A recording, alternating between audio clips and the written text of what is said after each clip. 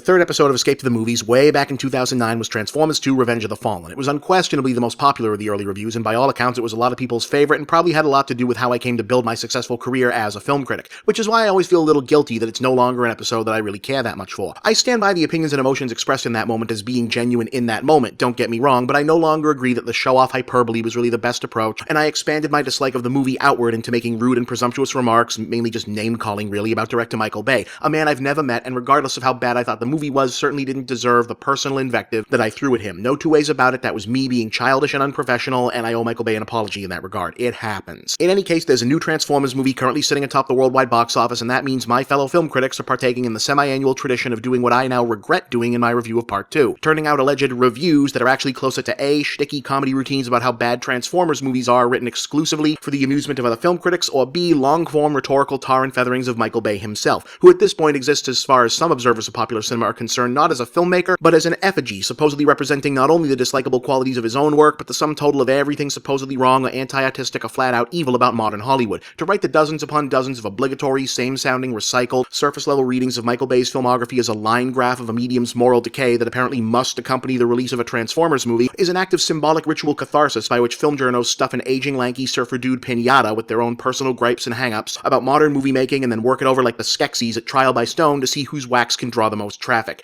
And it's really tiresome at this point, guys and gals, it really is. Now let me be perfectly clear here, I'm not here to defend Michael Bay, or his movies, only two of which I'm comfortable saying are legitimately great films in their own right, and I'm not looking to minimize those who express concerns about the troubling meanings and messages, both explicit and implicit, that seem to permeate his work and the work of other filmmakers like him. We've all got a right to our opinions, and if your opinion is that Michael Bay is the devil, well, fine. My question is, why? Why this guy? Why this specific filmmaker?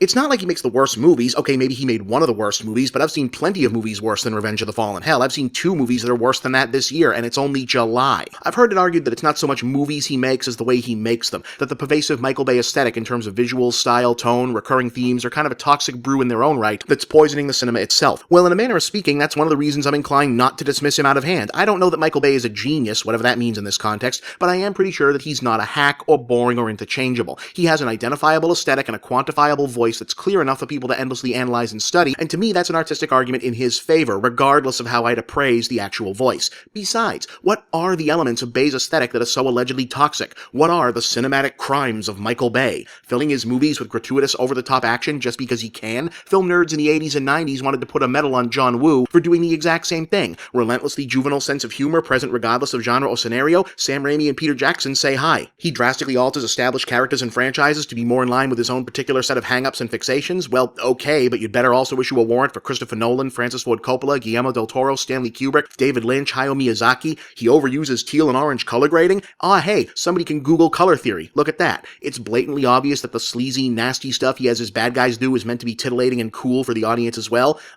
Every horror movie ever, paging every horror movie ever, he objectifies female characters in a manner so specific and narrowly defined in its fetishism, it's creepy. Hitchcock did that. Hell, they made a movie about Hitchcock doing that. Hitchcock made a movie about Hitchcock doing that. No less than Jean-Luc Godard once said that the history of cinema is guys taking pictures of their girlfriends. Goofy ethnic stereotypes, casual misogyny, phobias of every conceivable stripe, rampant appeal to consumerist power fantasy, not really in short supply in the rest of this town. I'm not looking to equate Bay with that roster of mostly superior filmmakers, just illustrating a point. The supposed sins of Michael Bay are, by and large, the sins of Hollywood, period. So why do we single out this one filmmaker as the whipping boy to take the lashes on behalf of everyone and everything else? Is it because he's guilty of every alleged crime against all that is good and therefore makes the biggest target, or is it simply that he makes it easy by billing all villains to all people? It's hard to think of an interesting body that doesn't have something to revile about him. He's a racist because of Skids and Mudflap, but actual racists probably hate the 2 black cops killing KKK guys in Bad Boys 2. A sexist because he likes to shoot leggy models from low angles, but also a brutal satirist of musclehead culture and Pain and Gain. He's been called a militaristic fascist, a decadence violence pornographer, a defiler of childhood memories, and an overgrown child himself. Fanboys who hate the live-action films have done to the Transformers, and quote-unquote serious cinephiles who hate that there are live-action Transformers movies in the first place are united by their hatred of Michael Bay. Hell, after a while, it's not hard to imagine that you could parachute into Iraq, stand at the center of a Sunni-Shia Kurd firefight, and get everyone to just take a break for a minute based on their shared mutual agreement that Armageddon kind of falls apart once they get to the asteroid. In fact, it seems like the only people who don't actively hate Michael Bay are the millions of average everyday moviegoers who've turned the majority of his films into the biggest box office smash hits of all time. And that, I think, is the real answer here. I have no problem believing that the vast majority of film critics critics and journalists and commentators hate Michael Bay movies, but I don't think this semi-annual deluge of carefully timed hit pieces is really about Michael Bay at all. It's about Michael Bay's audience, aka the mainstream majority of American moviegoers.